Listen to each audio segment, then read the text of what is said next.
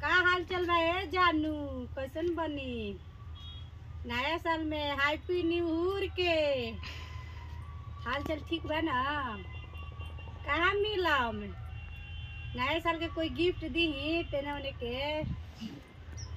हैं कहाँ आई मिले रहुआ से? पटना में?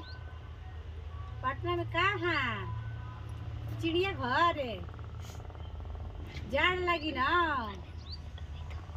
तनी हमरो गलिया हो ललका टी शर्ट वाला, तनी हमरो गलिया हो ललका।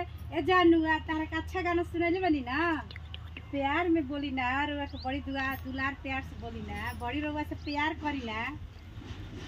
हाँ की कहीं बोल दी बुढ़िया नैहर घरे गोतिनियो अपना नैहर गोल दिया हमरा वसियाई भाके हमर कहा हमर भातरा बा पूना में कमात हुए ये चुप चुप रवा से मिल ओने हाय हो दादा ना बताल तो बतिया बताइतले कोई नहीं के बतिया ना बताल तो बतिया माई रहे हमर माई रहे माई से बतिया तनी माई से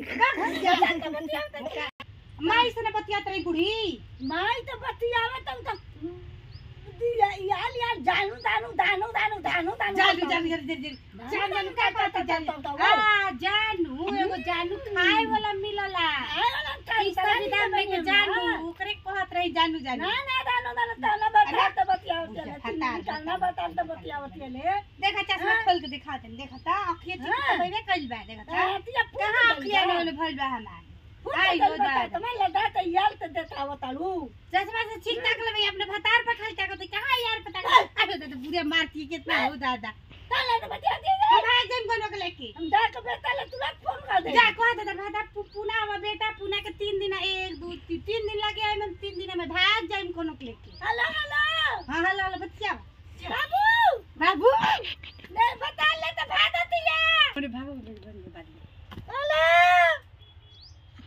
बाबू अले बाबू ले तो बताल भाग आई बुढ़ा तो बुढ़ा ठमुआ मुझसा डाल फोन है बुढ़ो